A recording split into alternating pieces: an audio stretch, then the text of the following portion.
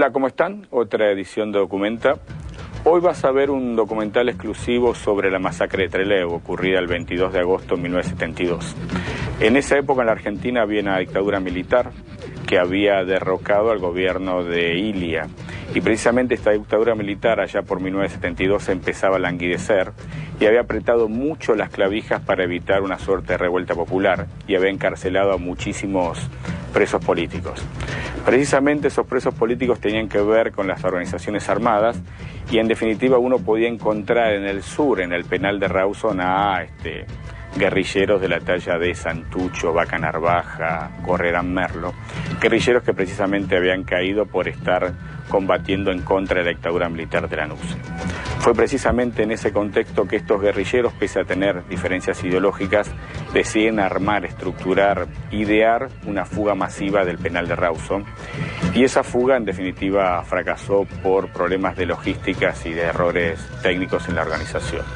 En definitiva, lo que ocurre es que los 6 líderes de las organizaciones guerrilleras pueden escapar hacia Santiago de Chile. En ese momento en Chile gobernaba Salvador Allende y el resto de los que pensaban fugar no pudieron escapar.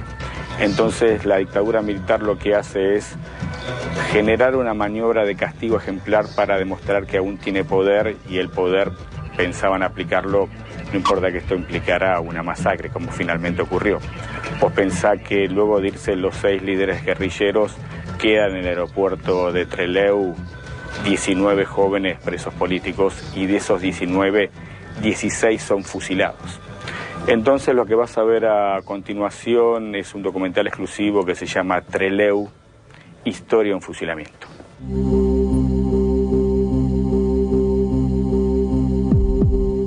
A las 3:30 de la madrugada del 22 de agosto de 1972, 19 detenidos en la base aeronaval Almirante Sar, en Trelew, fueron obligados a formar en el estrecho pasillo que comunicaban todas las celdas.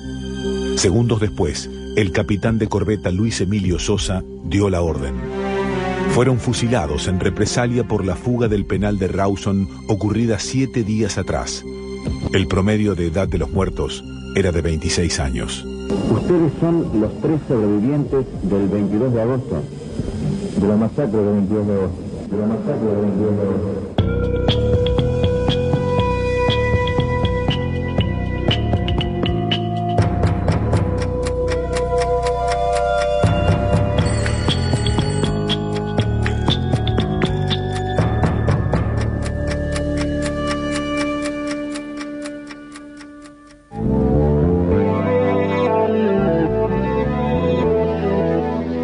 ...1972 era un año violento. El general Alejandro Lanusse era el hombre fuerte de la dictadura que se había instalado en el poder desde 1966. El peronismo continuaba proscripto y habían irrumpido en escena grupos guerrilleros como Montoneros, FARC y ERP.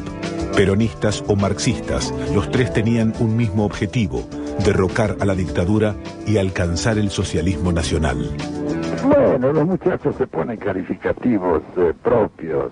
Todo eso no quiere decir que obren de distintas maneras. Bueno, como la forma de hacer la política tiene muchísimas tonalidades, cada uno elige una tonalidad y de acuerdo con eso se pone un calificativo. Los hay ortodoxos, los hay heterodoxos, los hay combativos, los hay contemplativos, pero todos trabajan.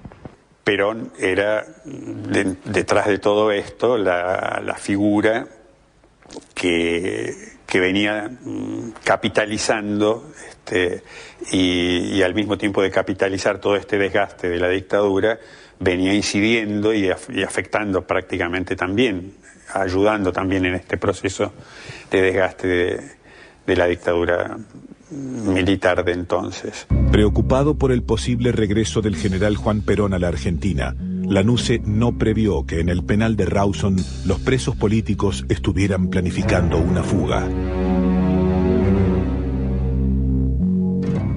El 5 o 6 de abril nos trasladan al sur, a la cárcel de Rawson, a partir de que esa era una cárcel de máxima seguridad, por el hecho de que estaba que tenía unos alrededores casi desérticos, y un sistema de seguridad que después nosotros, que es lo que definió la forma en que se implementó la fuga, que consistía en un gran cerco de seguridad a la cárcel, ¿no?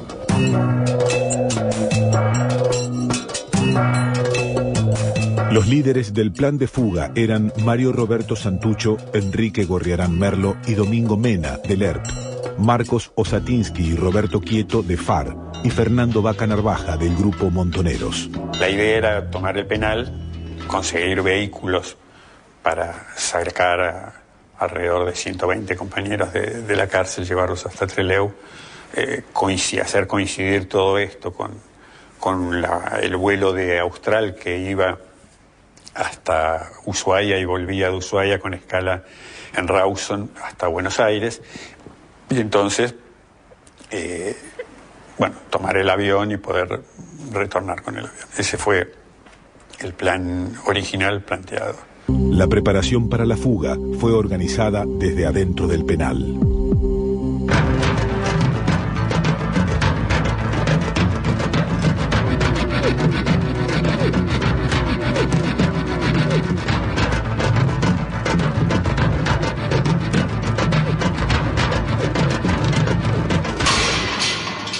El orden de salida estaba dividido en 3 grupos.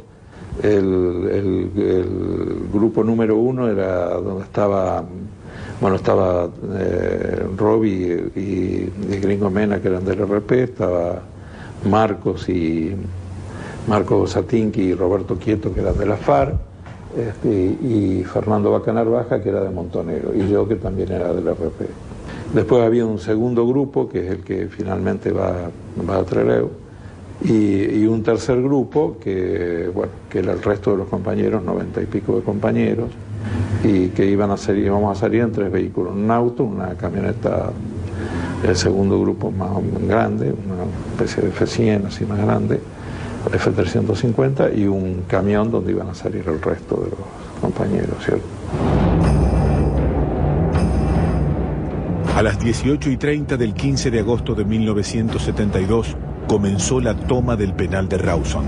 La orden fue no disparar ningún tiro. Los líderes guerrilleros contaron con la colaboración de un guardia cárcel de apellido Facio. Entonces ahí fuimos primero Roberto Quieto y yo a la reja del pabellón nuestro. Ahí ya estaba eso acordado con Facio, que estaba de guardia ahí.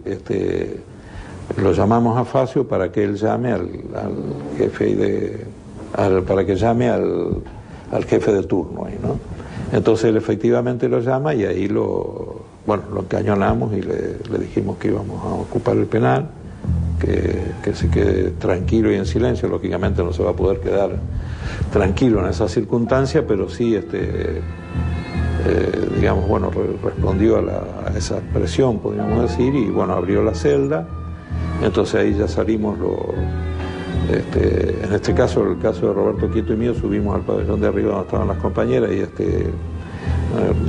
también redujimos al guardia que estaba ahí. A mí me tocaba con otra compañera reducir a la guardia cárcel que nos abría las celdas y ponerlas dentro de una celda y cerrar con llave.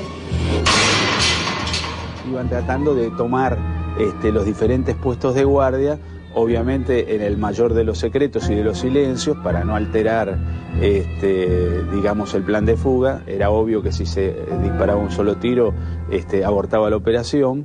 Fuera del penal, esperando la orden de entrada, estaban Carlos Goldenberg piloteando un Ford Falcon y Jorge Ledinger, responsable de los 2 camiones y la camioneta. En el caso nuestro, de los compañeros que teníamos que estar afuera, era bastante más tenso porque teníamos conciencia de las dificultades que había que sortear. Por ejemplo, esta cosa de que finalmente teníamos dudas de cómo funcionaban los walkie-talkies. 3 compañeros que van a reducir la garita que estaba a la entrada de todo el predio de la cárcel, y ahí cuando llegan nunca supimos por qué. Suponemos que el guardia habrá reconocido a alguno de los compañeros. Se resiste, se produce un enfrentamiento y ahí muere un guardia cárcel de apellido Valenzuela, que La verdad que, bueno, lamentablemente, porque fue el único incidente que sucedió a raíz de eso, ¿no? A raíz de esa resistencia. ¿Tu papá es guardacárcel? Sí. ¿Y qué te pasó entonces? Y yo iba y la señora, bueno, no sé, quién era, llevaba una señora del brazo. Le pregunté si yo andaba jugando. Y ¿Qué hora serían? Las 7 menos 5. Te preguntaron si estaba jugando y vos qué le contestaste. Yo le dije que no, que venía a ver a mi papá. Entonces el señor me dijo que me meta a la placita. Y yo vi ese hombre atado con mi papá y me asusté. ¿A qué hombres viste atados? A la barrada, un señor que trabaja ahí, a otro tirado en el piso que era el señorito Valenzuela y a mi papá. ¿Lo conocías vos? A eso sí. ¿A Valenzuela también? Sí. El hecho es que hubo un intercambio de disparos y Valenzuela murió. Ese intercambio de disparos fue importante, porque digamos que además de producir la muerte de Valenzuela, como que en la gente que estaba afuera del penal, esperando para trasladarlos en camiones y en coches, sembrara la duda de si algo había fracasado, si había fracasado toda la operación o no. El primer grupo que escapó de la cárcel ingresó al Ford Falcon de Goldenberg. Cuando el resto de los prisioneros llegó a la puerta del presidio para huir, se dieron cuenta que no estaban los camiones al mando de Levinger. Y en el exterior se produce una confusión cuya responsabilidad es prácticamente mía. Había una señal desde afuera del penal que se veía con una manta que bueno, como que tenía distintas formas de agitarse según que estuviese todo bien o que estuviese todo mal. En esa confusión de señales que tengo yo, le digo a los compañeros de los camiones que volvamos para Trelew. Ahí a mitad de camino nos pusimos a conversar y tomo conciencia de que en realidad el Falcon ya había entrado y que él había recibido la primera señal y que estaba todo bien y que entonces era una equivocación irnos en ese momento. Entonces volvemos hacia el penal, pero el tiempo que se perdió en esta confusión y en volver hacia el penal, y estábamos volviendo 6 y algo, no recuerdo la hora exacta, pero creo que nos debemos haber cruzado incluso en la ruta que era de tierra todavía, con los compañeros que tomaron algunos taxis al ver que no estaban los dos, la camioneta y el camioncito con los que tenían que salir. Como los camiones para trasladar al grueso del grupo no habían entrado al penal, los presos decidieron llamar a taxis de la zona. Decidimos antes de salir comenzar a llamar taxis como si los compañeros fueran visitantes del penal, para que bueno, los vayan a buscar como si fueran familiares de presos. Esos taxis son los que llegaron al penal y permitieron que los 19 compañeros más llegaran después al aeropuerto de Trelew. Uno de los taxis andaba mal, entonces los otros 2 taxis andaban bien. Cuando se alejaban, se frenaban y esperaban que el tercero llegara. Cuando se alcanzaba, volvían a arrancar los 3 a la par. Por eso es que tardan más en llegar aparte del aeropuerto y aparte porque no agarran una ruta normal, sino que agarran una media paralela. El primer grupo, conformado por Santucho, Gorriarán Merlo, Mena, Osatinsky, Quieto y Vaca Narvaja, estaba en camino al aeropuerto de Trelew. El segundo grupo, con 19 militantes, había logrado huir más tarde en taxis. El resto de los prisioneros quedó en el penal de Rawson. Cuando nos dimos cuenta que los camiones no llegaban en serio, los compañeros que quedaron dentro del penal ordenaron volver a los pabellones, pero ya inmediatamente también, y nos quedamos, yo me acuerdo que nos ordenaron volver a los pabellones, nos quedamos en los pabellones abiertos, pero ya sentíamos, los vuelos rasantes de los aviones, de las fuerzas aéreas y demás, etcétera, de los militares. Sabíamos que nosotros ya nos quedábamos de dentro y no sabíamos que lo que llegaba al penal iban a ser los militares y no sabíamos qué era lo que iba a pasar. El 15 de agosto de 1972, pasadas las 7 de la tarde, los líderes de la fuga lograron llegar al aeropuerto de Trelew. El avión estaba carreteando, como no hay muchos vuelos lo ven.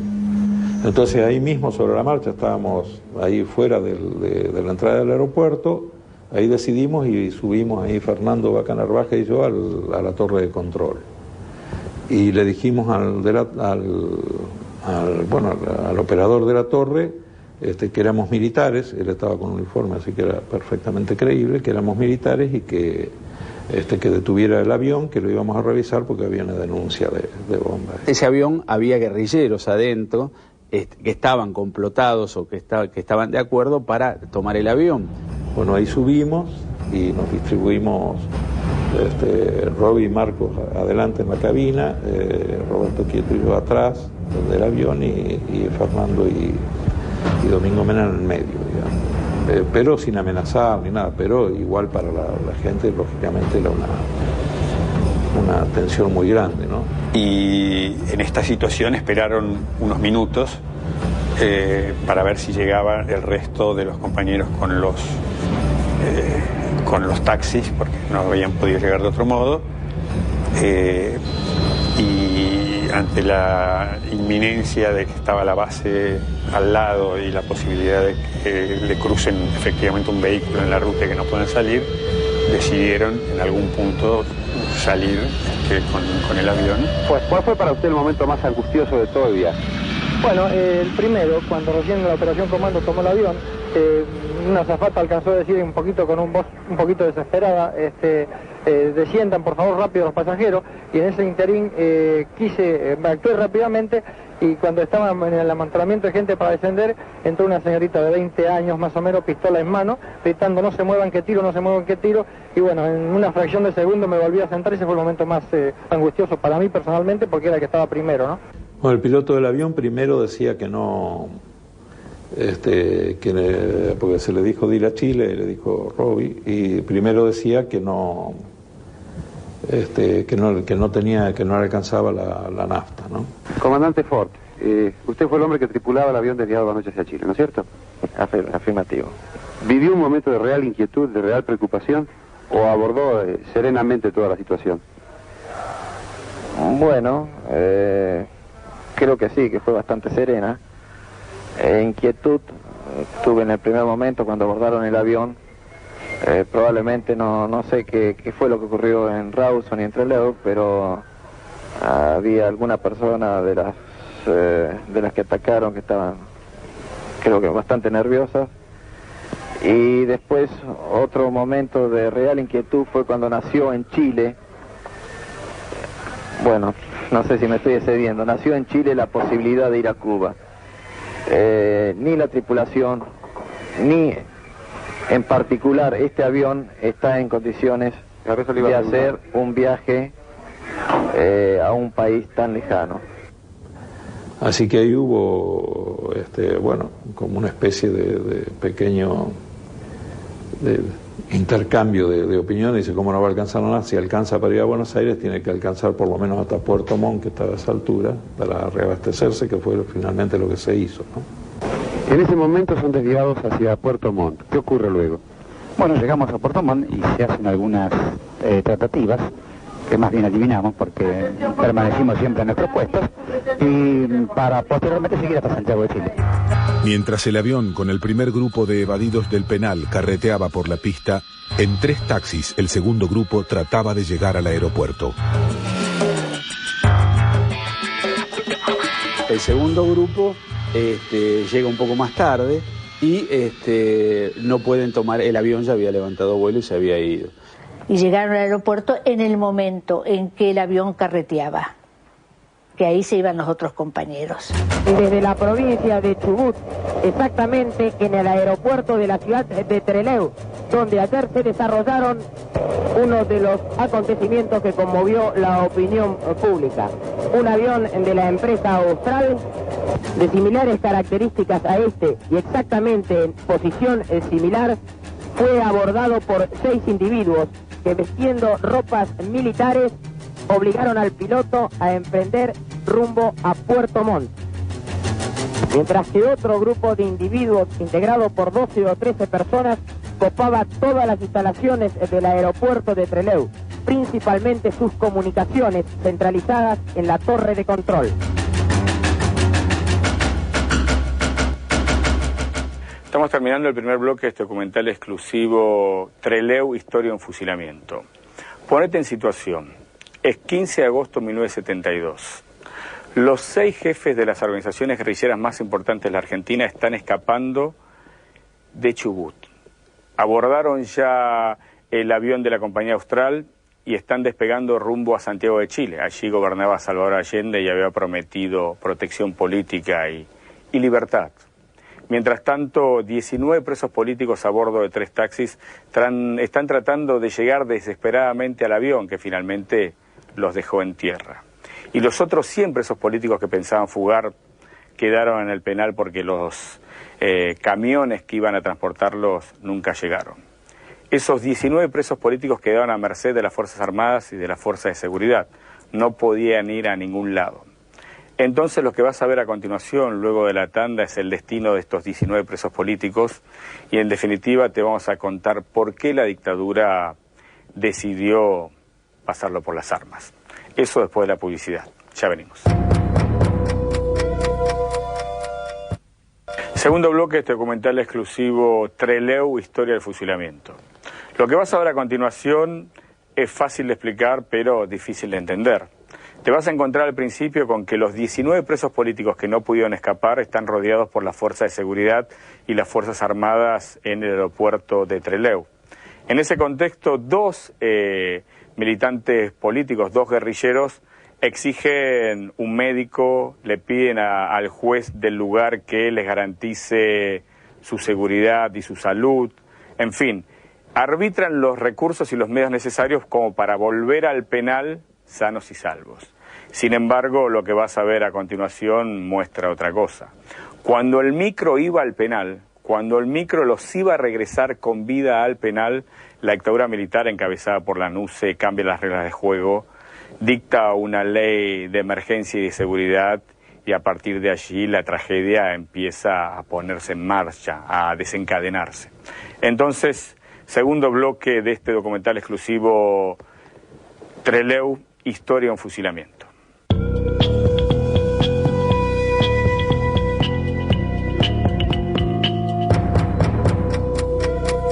El primer grupo que había logrado fugarse del penal de Rawson y subir al avión secuestrado se encontraba en vuelo a Chile.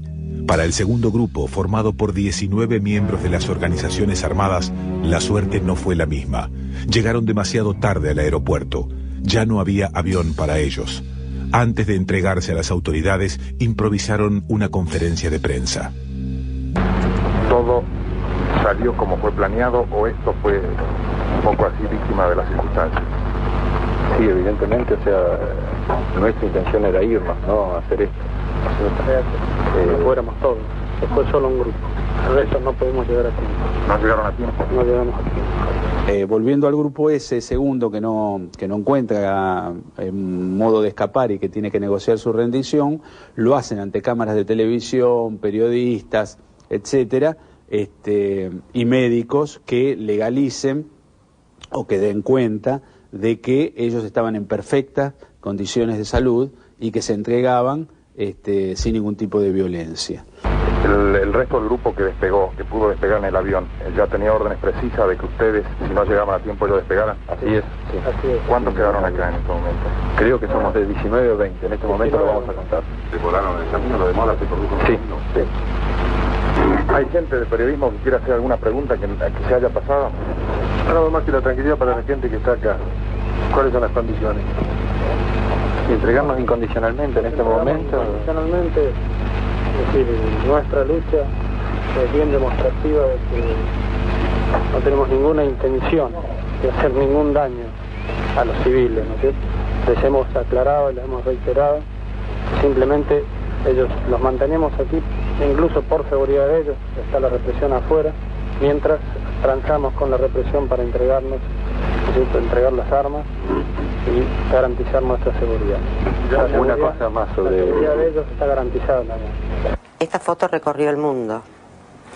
fue cuando entregaron las armas en el aeropuerto. Acá al comienzo la tenemos a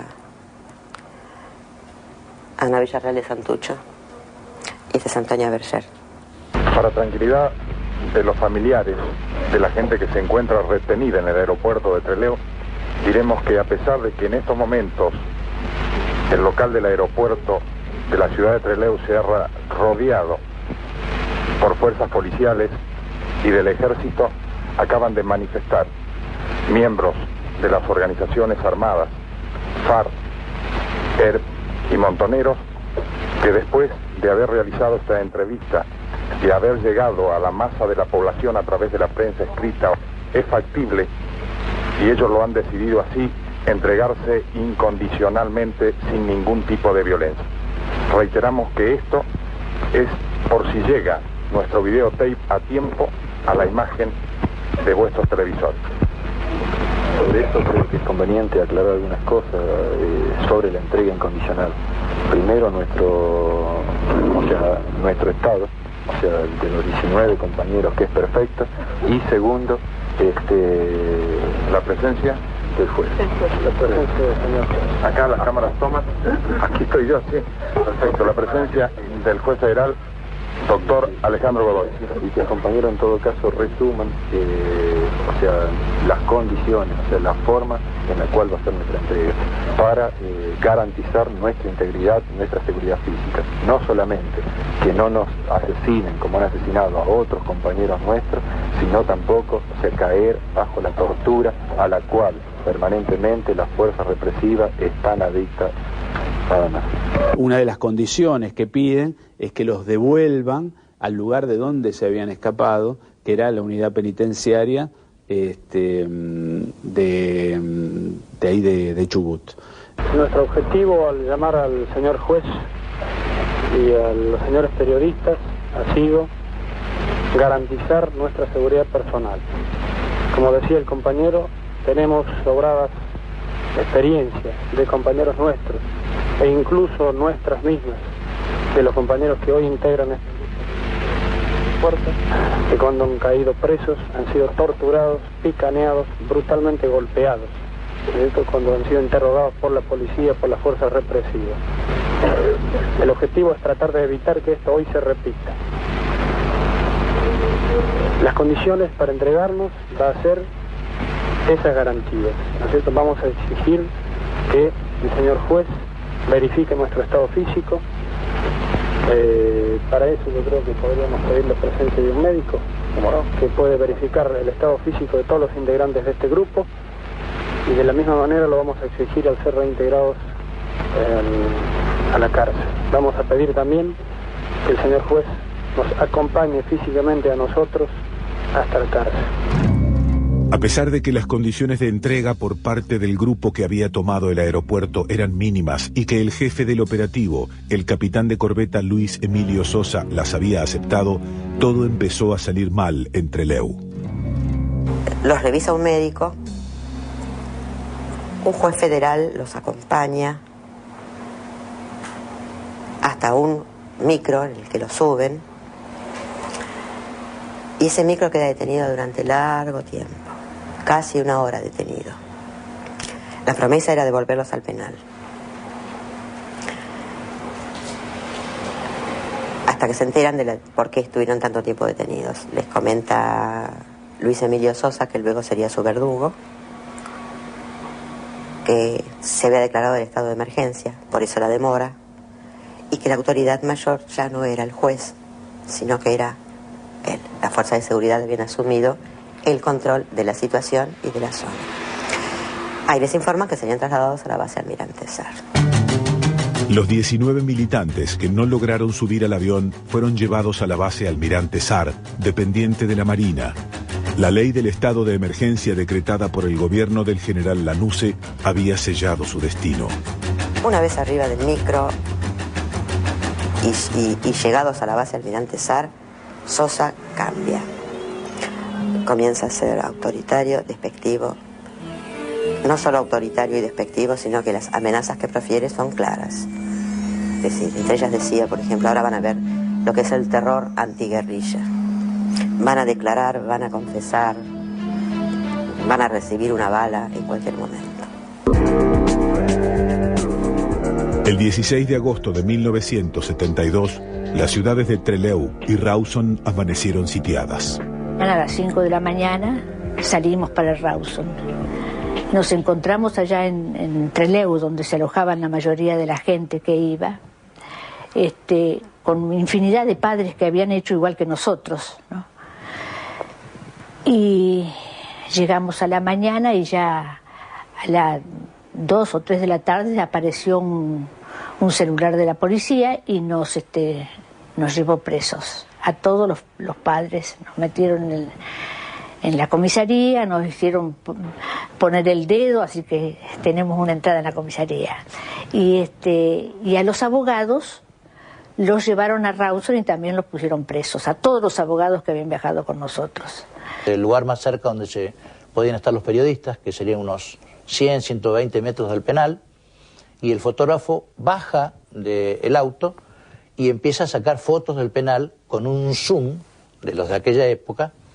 Y claro, con el clima que se vivía, los guardiacárceles a 120 metros de distancia ven a un señor que empieza a hacer así, que no descubrían exactamente de qué se trataba, y estoy seguro que creyeron que era un arma, y empezaron a tirar. Horacio Finoli, periodista de Associated Press. ¿Qué pasó, Finoli? Bueno, mira, fue un hecho muy criticable. Nosotros llegamos hasta 200 metros del penal, la parte trasera, para sacar una nota fotográfica, un fotógrafo nuestro, y con todo el objetivo de pasando la distancia. El compañero nuestro se acerca con todo el objetivo y obtura su cámara, y el centinela que estaba de guardia en posición de tiro le dispara. Al ver esto estaban a pocos metros del Instituto de Previsión Social de Rawson, 3 policías de la Policía Provincial, custodiando el edificio, y al parecer habrán creído que nosotros disparamos, no sé, la confusión fue muy intensa en ese momento. Entonces se acerca uno de los policías, enseguida nos identificamos de inmediato con carnet, con credencial, con una serie de cosas, inclusive a gritos, ¿no? Porque la cosa se estaba tornando realmente dramática. Íbamos hacia el auto caminando despacio normalmente y veíamos a primero el policía de atrás disparó. El coche presenta 4 impactos de bala realmente peligrosos. Creo que no salió por milagro. Todos pudieron tirarse hacia abajo, pero yo en el asiento de atrás no pude porque estaban los bártulos, las cámaras del fotógrafo de la agencia. Entonces mi cabeza sobresalía por el vidrio trasero porque yo la tenía recostada sobre el respaldo del asiento delantero.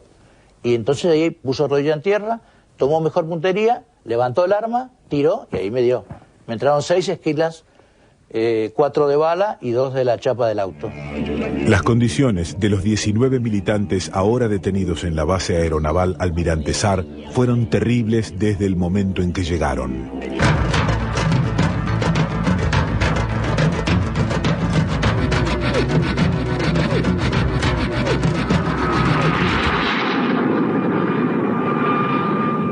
El 16, 17, 18... los presos estuvieran alojados durante todo el tiempo en celdas mínimas, ínfimas,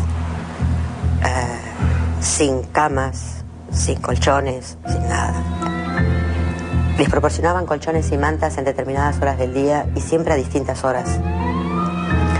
Y luego se les retiraban. Todos los días los hacían salir y les hacían simulacro de fusilamiento. A Mariano lo hacían barrer. En agosto lo hacían barrer todo el pabellón en bolas, ¿entendés? Descalzo en bolas, lo hacían limpiar todo el pabellón, digo, ese tipo de cosas. Los hacen comer de a uno, los llevan al baño de a uno, no les permiten reunirse, no les permiten hablar, no hay contacto con los otros, no llegan a verse, hay un pequeño ventanuco por el que ellos podrían ver si no los hubieran tapado y dejado una pequeña brilla desde las cuales eran observados adentro. Los hacen desnudarse a menudo, los provocan, intentando una reacción que justifique una respuesta armada por parte de las fuerzas de seguridad, de los guardiacárceles. ¿Tiene algún tipo de información? No hay más información que la que las Fuerzas Armadas han oficialmente transmitido. La madrugada del 22 de agosto de 1972 se desató la masacre en la base Almirante Sar. La versión oficial que dio la Junta fue que en una de las inspecciones de rutina que se hacían con los presos políticos y cuando oficiales de Marina desarmados, según decían ellos, tratan de llevar a cabo esa inspección rutinaria, son atacados por un par de guerrilleros armados, una cosa totalmente insólita, y entonces tienen que repeler la agresión y como motivo de repeler la agresión mueren 16 presos políticos y ninguno de los presuntamente agredidos militares es no muerto, sino ni siquiera herido. Ves que la celda de mi tío era la primera, acá está el jefe de turno, lo que se supone que ellos dicen es que Mariano a este jefe de turno le sacó la ametralladora y que todos los que estaban acá atrás se escondieron atrás del cuerpo de Mariano y corrieron contra estos tres, o sea, una ridiculez. ¿Ves? Acá es el croquis que hicieron los militares, digamos.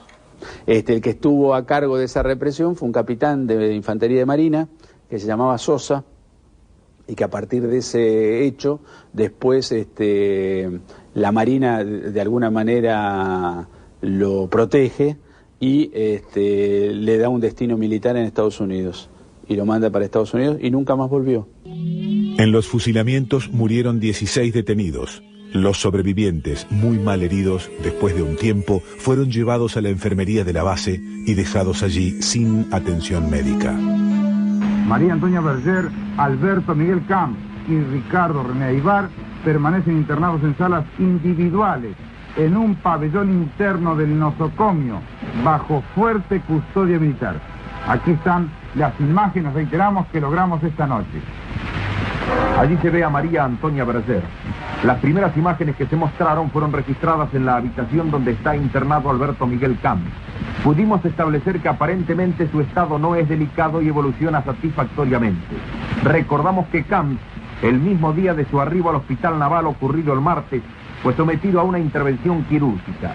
Camps, que tiene 24 años, conversó brevemente, preguntando de dónde éramos y a qué medio de difusión pertenecíamos. Posteriormente se nos permitió la visita a la sala contigua donde se encontraba Ricardo René Aybar, que vemos aquí en pantalla. Es quien aparentemente se encuentra en el mejor estado de los tres. Inclusive, cuando se realizaron estas tomas, pidió ser incorporado levemente. Y esa mañana yo estaba despierta en la cama y sentí, ¡mamá! Y dije, Eduardo, y me levanté volando. Estaba en un primer piso, miro por el balcón así, no veo nada. Me pongo un desabillé, salgo corriendo a la calle y llego hasta la esquina porque yo sentí la voz de él, digo, está por acá. Y no vi nada. Yo no creo en nada, ¿no? Pero sin embargo, a esa hora lo habían matado. Los cajones que se llevaban son similares a estos, con ornamentaciones muy simples. Señor, perdón, ¿usted estaba anoche cuando se llevaron los cajones? Sí, estaba. ¿A qué hora lo solicitaron? Y a la 1:00 y pico. ¿Quiénes vinieron? 15. Bueno, vino un teniente, así que yo no sé, la verdad que no sé. ¿Marina? Sí, Marina. ¿Solo vino? Vinieron 2. Entonces, ¿qué le solicitaron? Y nos solicitaron los féretros. ¿Cuántos? 15. 15. Seguro 15. 15 anoche. Y después hoy, esta mañana, retiraron uno más, son 16. ¿A qué hora retiraron ese restante? Bueno, esta mañana a las 9:05, 9:04. Ahí tienen ustedes en imágenes una camioneta de la Marina que se acerca con dos, parece ser suboficiales, que van a bajar algunos elementos. Entendemos que son unas garrafas. Creo que este es el dueño de la... Perdóneme, señor, me disculpo un segundo nada más. ¿De dónde provienen ustedes? Venimos de la base. ¿Qué han ido a llevar? Unos ataúdes nada más. ¿Llevaron mangueras también? Sí. ¿Eso para qué es? ¿Para qué se utiliza? Se utiliza para... Perdón, un minuto nada más. Un minuto. Mire, ¿Para qué se utiliza? Perdóneme porque estoy muy apurado. Quiero ir a almorzar, compañero. Se han llevado entonces 16 ataúdes. No sé cuántos llevaron. En Chile, el grupo de los líderes guerrilleros esperaba que el gobierno de Salvador Allende firmara los salvoconductos para trasladarse a Cuba, pero recibirían otra noticia. Arsenio Pupán, el director de la Policía de Investigaciones chilena, fue el encargado de comunicarles que sus compañeros habían sido fusilados. Y ahí empezó a leer los nombres de los compañeros muertos. Y bueno, ahí se produce un silencio ahí de todos, algunos insultos, yo insulté. Cuando Arsenio Pupán nos informa de la tragedia esta, también cuando termina nos dice que el presidente Allende había decidido arreglar, que una vez arreglados los problemas técnicos salíamos ya para Cuba, ¿cierto?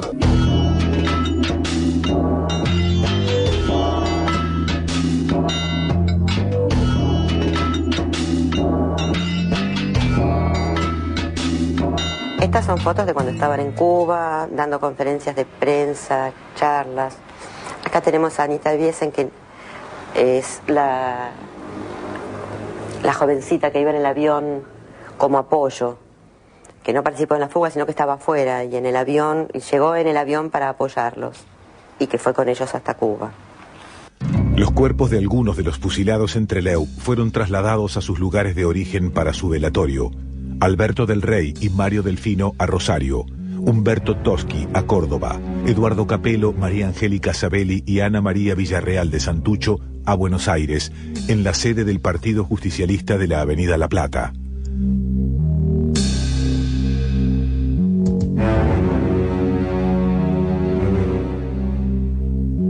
Y los velaron a mi hijo Eduardo, a María Angélica Sabelli y a la señora de Santucho.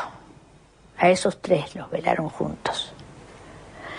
Y también el momento de sacarlos fue terrible, porque se había determinado que se iban a velar hasta el día siguiente, y de golpe entró la policía con los perros y comenzaron a desalojar el salón, porque ese velatorio fue imponente. Los que estaban adentro de la sede del Partido Justicialista, entre los que me incluyo, cerraron la puerta, que eran esas puertas grandes de casas viejas, de hierro forjado. La cerraron no solo con llave, sino con todo lo que pudieron, a trancarla para que no pudiera entrar la policía. Y entró la policía con los perros, comenzaron a tirar gases lacrimógenos y a desalojar el salón y a tomar ellos los cajones para sacarlos. Yo recuerdo que yo agarré una manija y salí con mi hijo también. Y ellos entonces, la policía llamó una tanqueta que era nueva, que la habían comprado, me acuerdo, no hace mucho, que era como una especie de tanque chiquitito, y varias veces lo golpearon contra la puerta hasta hacerle saltar los goles y hacer saltar la puerta. Y entraron así en malón, como suelen entrar para reprimir, patearon los cajones de los muertos y apalearon a todos los que encontraron. María Antonia Berger, Alberto Miguel Camps y Ricardo René Aydar sobrevivieron a la masacre y pudieron relatar lo que sucedió aquel 22 de agosto. María Antonia Berger. ¿El tuyo? Ricardo Aydar. ¿Dónde están ustedes ahora? En la cárcel de Villa Devoto. ¿De dónde vinieron a esta cárcel de Villa Devoto? Desde la base aeronaval de Trelew. ¿Cuánto hace que vinieron aquí? Sí, desde 8 meses más o menos. Ustedes son los 3 sobrevivientes del 22 de agosto, de la masacre del 22 de agosto. ¿Cuál es la experiencia? Por supuesto nosotros ya tenemos conocimiento de la experiencia del 22 de agosto. La experiencia posterior vivida por ustedes. Bueno, la experiencia posterior fue el traslado permanente de un penal a otro, ¿no es cierto? Y el hostigamiento constante, la represión y como decimos nosotros en el lenguaje carcelario, el verdugueo, ¿no es cierto?, a todos los compañeros presos. Los 3 sobrevivientes de la masacre de Trelew fueron liberados con la amnistía decretada por el gobierno de Héctor Cámpora el 25 de mayo de 1973. Alberto Camps fue secuestrado el 16 de agosto de 1977. A María Antonia Berger la detuvieron y secuestraron el 16 de octubre de 1979. Ricardo Aydar fue detenido en diciembre de 1982 y trasladado a la ESMA. Los 3 fueron desaparecidos.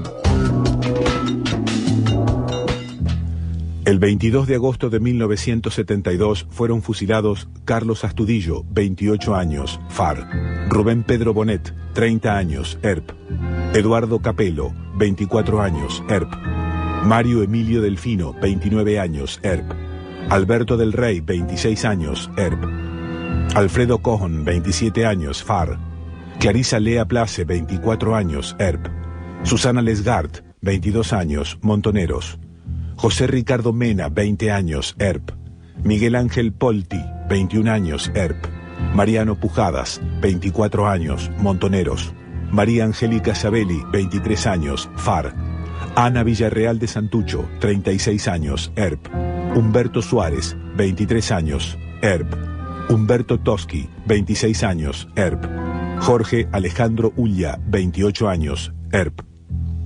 Ejecutores de la masacre: capitán de corbeta Luis Emilio Sosa, capitán Herrera, teniente de corbeta Bravo, teniente del Real, cabo Marandino. Responsables políticos de la masacre: almirante Pedro Ñavi, comandante en jefe de la Armada; brigadier Carlos Rey, comandante en jefe de la Fuerza Aérea; almirante Hermes Quijada, jefe del Estado Mayor Conjunto; Arturo Morroig, ministro del Interior; Alejandro Agustín Lanusse, presidente de facto. Estamos terminando esta nueva edición de Documenta y como siempre hacemos al final de cada programa, yo presento por lo menos desde mi perspectiva algunas conclusiones. En principio hay una básica. Todos los que tuvieron que ver con el fusilamiento, aquellos que ejecutaron las órdenes, aquellos que dieron las órdenes, quedaron impunes. El capitán Sosa hace 34 años que está protegido por la Armada. Hace 34 años que no sabemos dónde está, que la justicia no pudo encontrarlo. Y si vos vas hoy a la Armada y preguntás por él, su paradero, te van a decir que no saben. Y sin embargo, si tenés alguna otra fuente de información y tratás de averiguar qué es de la vida del capitán Sosa, enseguida te van a replicar. Lo protege la Armada. ¿Qué pasó con el resto de los responsables políticos? Lanusse se murió. El almirante Navi se murió. El brigadier Rey se murió. Y nunca hubo sobre ellos una causa judicial que terminara en una sentencia firme. ¿Qué sucedió con Hermes Quijada? Lo asesinaron. ¿Qué sucedió con el ministro Morroig? Lo asesinaron. Obviamente nadie puede justificar estos asesinatos. Uno puede entender, uno puede evaluar el hecho de la venganza frente a tantos amigos o militantes muertos, pero no hubiera sido mejor un juicio cuando llegara la democracia, si en definitiva faltaba apenas un año, año y medio para llegar a esa instancia política. Hubiera sido mejor llevarlo a cada uno de los que estoy nombrando los tribunales, presentar las evidencias contundentes del fusilamiento y finalmente dictarle una sentencia de por vida. Nadie puede justificar una venganza de este tipo, asesinándolo a Morroig y al almirante Hermes Quijada. Esa es la primera conclusión. La segunda es que, pese a que sobrevivieron 3, Berger, Haidar y Camps, finalmente la siguiente dictadura acabó con ellos. Fíjate qué extraña paradoja. La faena que no pudo terminar de hacer el régimen de Lanusse lo terminó de hacer la dictadura del general Videla. Y ahí hay como una continuidad histórica. Los militares no querían un cambio de sociedad y avanzaban sobre aquellos que precisamente, con sus más y con sus menos, planteaban ese mismo cambio de sociedad. Esa forma de profundizar las relaciones de poder o distribuir mejor la riqueza en la Argentina. Y al final creo que vale como última conclusión pensar que después de tanta sangre derramada, después de tantas muertes, la Argentina siguió su marcha y su curso y tuvimos que soportar otra dictadura militar. Por suerte uno puede decir, recordando lo que ocurrió ese 22 de agosto de 1972, que ahora vivimos en democracia y que no va a haber ningún mensaje mesiánico ni ningún militar que piense que puede rogarse el poder y decidir sobre todos nosotros. Chao, hasta la semana que viene.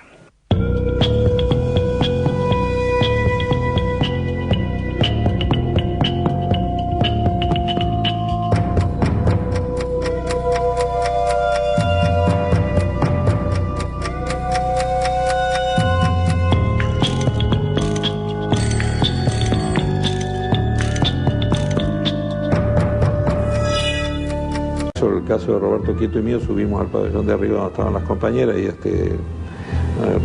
también redujimos al guardia que estaba ahí. A mí me tocaba con otra compañera reducir a la guardia cárcel que nos abría las celdas y ponerlas dentro de una celda y cerrar con llave. Iban tratando de tomar los diferentes puestos de guardia, obviamente en el mayor de los secretos y de los silencios, para no alterar, digamos, el plan de fuga. Era obvio que si se disparaba un solo tiro, abortaba la operación. Fuera del penal, esperando la orden de entrada, estaban Carlos Goldenberg piloteando un Ford Falcon y Jorge Levinger, responsable de los 2 camiones y la camioneta. En el caso nuestro, de los compañeros que teníamos que estar afuera, era bastante más tenso porque teníamos conciencia de las dificultades que había que sortear. Por ejemplo, esta cosa de que finalmente teníamos dudas de cómo funcionaban los walkie-talkies. 3 compañeros que van a reducir la garita que estaba a la entrada de todo el predio de la cárcel, y ahí cuando llegan nunca supimos por qué. Suponemos que el guardia habrá reconocido a alguno de los compañeros. Bueno, se resiste, se produce un enfrentamiento y ahí muere un guardia cárcel de apellido Valenzuela, que la verdad que, bueno, lamentablemente, porque fue el único incidente que sucedió a raíz de eso, ¿no? A raíz de esa resistencia. ¿Tu papá es guardia cárcel? Sí. ¿Y qué te pasó entonces? Yo iba y la señora, bueno, no sé, llevaba una señora del brazo, le pregunté si se andaba jugando. ¿Qué hora serían? Las 7 menos 5. Te preguntaron si estaba jugando y vos qué le contestaste. Yo le dije que no, que venía a ver a mi papá. Entonces el señor me dijo que me meta a la piecita. Y yo vi a esos hombres atados con mi papá y me asusté. ¿A qué hombres viste atados? A la barrada, un señor que trabaja ahí, a otro tirado en el piso que era el señorito Valenzuela, y a mi papá. ¿Lo conocías vos? A eso sí. ¿A Valenzuela también? Sí.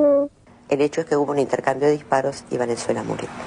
Ese intercambio de disparos fue importante, porque digamos que además de producir la muerte de Valenzuela, como que en la gente que estaba afuera del penal, esperando para trasladarlos en camiones y en coches, sembrara la duda de si algo había fracasado, si había fracasado toda la operación o no. El primer grupo que escapó de la cárcel ingresó al Ford Falcon de Goldenberg. Cuando el resto de los prisioneros llegó a la puerta del presidio para huir, se dieron cuenta que no estaban los camiones al mando de Levinger. Y en el exterior se produce una confusión cuya responsabilidad es prácticamente mía. Había una señal desde afuera del penal que se veía con una manta, que bueno, como que tenía distintas formas de agitarse según que estuviese todo bien o que estuviese todo mal. En esa confusión de señales que tengo yo, le digo a los compañeros de los camiones que volvamos para Trelew. Ahí a mitad de camino nos pusimos a conversar y tomo conciencia de que en realidad el Falcon ya había entrado y que él había recibido la primera señal y que estaba todo bien y que entonces era una equivocación irnos en ese momento. Entonces volvemos hacia el penal, pero el tiempo que se perdió en esta confusión y en volver hacia el penal, y estábamos volviendo 6 y algo, no recuerdo la hora exacta, pero creo que nos debemos haber cruzado incluso en la ruta que era de tierra todavía, con... Y vos los hay contemplativos, pero todos trabajan. Perón era, detrás de todo esto, la figura que venía capitalizando y al mismo tiempo de capitalizar todo este desgaste de la dictadura, venía incidiendo y afectando prácticamente también, ayudando también en este proceso de desgaste de la dictadura militar de entonces. Preocupado por el posible regreso del general Juan Perón a la Argentina, Lanusse no previó que en el penal de Rawson los presos políticos estuvieran planificando una fuga. El 5 o 6 de abril nos trasladan al sur, a la cárcel de Rawson, bueno, a partir de que esa era una cárcel de máxima seguridad, por el hecho de que estaba, bueno, que tenía unos alrededores casi desérticos, y un sistema de seguridad que después nosotros, que es lo que definió la forma en que se implementó la fuga, que consistía en un gran cerco de seguridad a la cárcel, ¿no?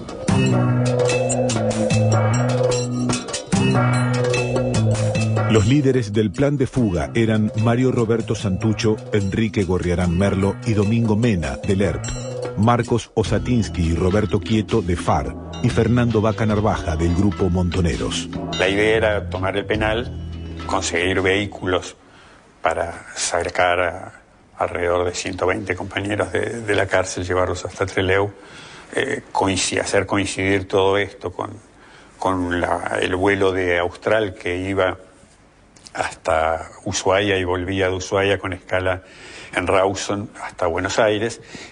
Y entonces, bueno, tomar el avión y poder retornar con el avión. Ese fue el plan original planteado. La preparación para la fuga fue organizada desde adentro del penal.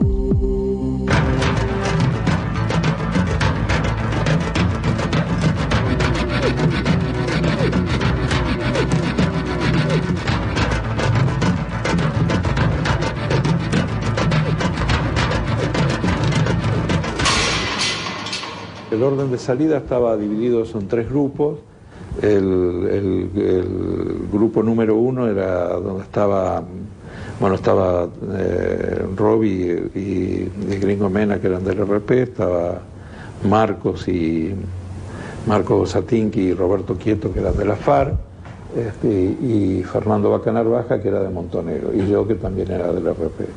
Después había un segundo grupo, que es el que finalmente va a Trelew, y un tercer grupo que era el resto de los compañeros, 90 y pico de compañeros, y que íbamos a salir en 3 vehículos: un auto, una camioneta, el segundo grupo más grande, una especie de F100 así más grande, F350, y un camión donde iban a salir el resto de los compañeros, ¿cierto? A las 18:30 del 15 de agosto de 1972 comenzó la toma del penal de Rawson. La orden fue no disparar ningún tiro. Los líderes guerrilleros contaron con la colaboración de un guardia cárcel de apellido Facio. Entonces ahí fuimos primero Roberto Quieto y yo a la reja del pabellón nuestro. Ahí ya estaba eso acordado con Facio, que estaba de guardia ahí. Lo llamamos a Facio para que él llame al jefe para que llame al jefe de turno ahí, ¿no? Entonces él efectivamente lo llama y ahí lo encañonamos y le dijimos que íbamos a ocupar el penal, que se quede tranquilo y en silencio. Lógicamente no se va a poder quedar tranquilo en esa circunstancia, pero sí, respondió a esa presión, podríamos decir, y abrió la celda. Entonces ahí ya salimos en este caso. Los compañeros que tomaron algunos taxis al ver que no estaban los dos, la camioneta y el camioncito con los que tenían que salir. Como los camiones para trasladar al grueso del grupo no habían entrado al penal, los presos decidieron llamar a taxis de la zona. Decidimos antes de salir comenzar a llamar taxis como si los compañeros fueran visitantes del penal, para que los vayan a buscar como si fueran familiares de presos. Esos taxis son los que llegaron al penal y permitieron que los 19 compañeros más llegaran después al aeropuerto de Trelew. Uno de los taxis andaba mal, entonces los otros 2 taxis andaban bien. Cuando se alejaban, se frenaban y esperaban que el tercero llegara. Cuando se alcanzaba, volvían a arrancar los 3 a la par. Por eso es que tardan más en llegar a parte del aeropuerto, y aparte porque no agarran una ruta normal, sino que agarran una media paralela. El primer grupo, conformado por Santucho, Gorriarán Merlo, Mena, Osatinsky, Quieto y Vaca Narvaja, estaba en camino al aeropuerto de Trelew. El segundo grupo, con 19 militantes, había logrado huir más tarde en taxis. El resto de los prisioneros quedó en el penal de Rawson. Cuando nos dimos cuenta que los camiones no llegaban en serio, los compañeros que quedaron dentro del penal y ordenaron volver a los pabellones, pero ya inmediatamente también, y nos quedamos, yo me acuerdo que nos ordenaban volver a los pabellones, nos quedamos en los pabellones abiertos, pero ya sentíamos, los vuelos rasantes de los aviones, de las fuerzas aéreas y demás, etcétera, de los militares. Sabíamos que nosotros ya nos quedábamos de dentro y no sabíamos que lo que llegaba al penal iban a ser los militares y no sabíamos qué era lo que iba a pasar. El 15 de agosto de 1972, pasadas las 7 de la tarde, los líderes de la fuga lograron llegar al aeropuerto de Trelew. El avión estaba carreteando, como no hay muchos vuelos, lo ven. Entonces ahí mismo sobre la marcha estábamos ahí fuera de la entrada del aeropuerto, ahí decidimos y subimos ahí Fernando Vaca Narvaja y yo a la torre de control. Y le dijimos al operador de la torre que éramos militares, él estaba con uniforme, así que era perfectamente creíble que éramos militares y que detuviera el avión, que lo íbamos a revisar porque había una denuncia de bomba. Ese avión había guerrilleros adentro que estaban complotados o que estaban de acuerdo para tomar el avión. Bueno, ahí subimos y nos distribuimos, Roby y Marcos adelante en la cabina, Roberto Quieto y yo atrás del avión y Fernando y Domingo Mena en el medio, digamos. Pero sin amenazar ni nada, pero igual para la gente lógicamente era una tensión muy grande, ¿no? Y en esta situación esperaron unos minutos para ver si llegaba el resto de los compañeros con los taxis, porque no habían podido llegar de otro modo, y ante la inminencia de que estaba la base al lado y la posibilidad de que le crucen efectivamente un vehículo en la ruta y que no puedan salir, decidieron en algún punto salir con el avión. Pues, ¿cuál fue para usted el momento más angustioso de todo el viaje? Bueno, el primero, cuando recién la operación Comando tomó el avión, una azafata alcanzó a decir un poquito con un voz un poquito desesperada, desciendan por favor rápido los pasajeros, y en ese interín me actué rápidamente, y cuando estaba en el amontonamiento de gente para descender, entró una señorita de 20 años más o menos, pistola en mano, gritando no se muevan que tiro, no se muevan que tiro, y bueno, en una fracción de segundo me volví a sentar. Ese fue el momento más angustioso para mí personalmente, porque era el que estaba primero, ¿no? Bueno, el piloto del avión primero decía que no, porque se le dijo de ir a Chile, le dijo Roby, y primero decía que no.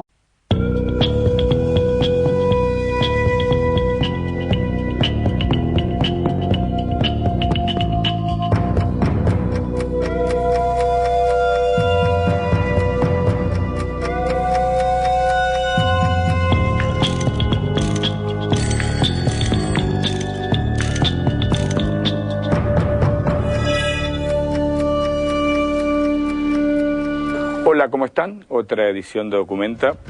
Hoy vas a ver un documental exclusivo sobre la masacre de Trelew, ocurrida el 22 de agosto de 1972. En esa época en la Argentina había una dictadura militar que había derrocado al gobierno de Ilia. Y precisamente esta dictadura militar allá por 1972 empezaba a languidecer y había apretado mucho las clavijas para evitar una suerte de revuelta popular y había encarcelado a muchísimos presos políticos. Precisamente esos presos políticos tenían que ver con las organizaciones armadas y en definitiva uno podía encontrar en el sur, en el penal de Rawson, a guerrilleros de la talla de Santucho, Vaca Narvaja, Gorriarán Merlo, guerrilleros que precisamente habían caído por estar combatiendo en contra de la dictadura militar de la NUCE. Fue precisamente en ese contexto que estos guerrilleros, pese a tener diferencias ideológicas, deciden armar, estructurar, idear una fuga masiva del penal de Rawson. Y esa fuga, en definitiva, fracasó por problemas de logísticas y de errores técnicos en la organización. En definitiva, lo que ocurre es que los 6 líderes de las organizaciones guerrilleras pueden escapar hacia Santiago de Chile. En ese momento en Chile gobernaba Salvador Allende y el resto de los que pensaban fugar no pudieron escapar. Entonces la dictadura militar lo que hace es generar una maniobra de castigo ejemplar para demostrar que aún tiene poder, y el poder pensaban aplicarlo, no importa que esto implicara una masacre, como finalmente ocurrió. Vos pensá que luego de irse los 6 líderes guerrilleros, quedan en el aeropuerto de Trelew 19 jóvenes presos políticos, y de esos 19, 16 son fusilados. Entonces lo que vas a ver a continuación es un documental exclusivo que se llama Trelew, Historia de un fusilamiento.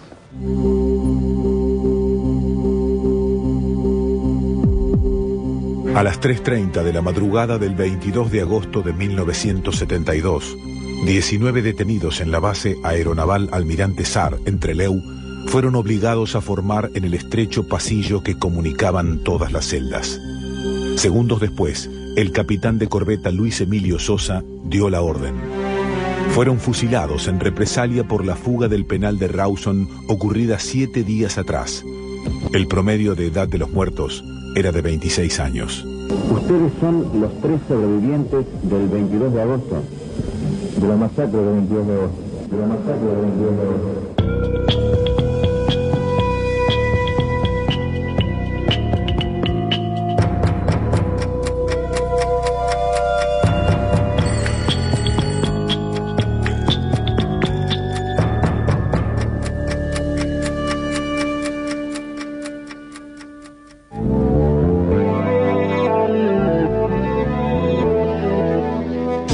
1972 era un año violento.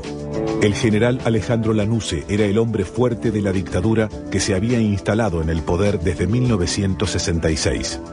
El peronismo continuaba proscripto y habían irrumpido en escena grupos guerrilleros como Montoneros, FARC y ERP. Peronistas o marxistas, los 3 tenían un mismo objetivo: derrocar a la dictadura y alcanzar el socialismo nacional. Bueno, los muchachos se ponen calificativos propios. Todo eso no quiere decir que obren de distintas maneras. Bueno, como la forma de hacer la política tiene muchísimas tonalidades, cada uno elige una tonalidad y de acuerdo con eso se pone un calificativo. Los hay ortodoxos, los hay heterodoxos, los hay combatientes. Que no alcanzaba la nafta, ¿no? Comandante Ford, usted fue el hombre que tripulaba el avión desviado anoche hacia Chile, ¿no es cierto? Afirmativo. ¿Vivió un momento de real inquietud, de real preocupación, o abordó serenamente toda la situación? Bueno, creo que sí, que fue bastante serena. Inquietud tuve en el primer momento cuando abordaron el avión. Probablemente no sé qué fue lo que ocurrió en Rawson y en Trelew, pero había alguna persona de las que atacaron que estaban, creo que bastante nerviosas. Y después otro momento de real inquietud fue cuando nació en Chile, bueno, no sé si me estoy excediendo, nació en Chile la posibilidad de ir a Cuba. Ni la tripulación, ni en particular este avión está en condiciones de hacer un viaje a un país tan lejano. Así que ahí hubo, bueno, como una especie de pequeño intercambio de opiniones. Dice, ¿cómo no va a alcanzar nada? Si alcanza para ir a Buenos Aires, tiene que alcanzar por lo menos hasta Puerto Montt, que estaba a esa altura, para reabastecerse, que fue finalmente lo que se hizo, ¿no? En ese momento son desviados hacia Puerto Montt. ¿Qué ocurre luego? Bueno, llegamos a Puerto Montt y se hacen algunas tratativas, que más bien adivinamos porque permanecimos siempre en nuestros puestos, y para posteriormente seguir hasta Santiago de Chile. Mientras el avión con el primer grupo de evadidos del penal carreteaba por la pista, en 3 taxis el segundo grupo trataba de llegar al aeropuerto. El segundo grupo llega un poco más tarde y no pueden tomar, el avión ya había levantado vuelo y se había ido. Y llegaron al aeropuerto en el momento en que el avión carreteaba, que ahí se iban los otros compañeros.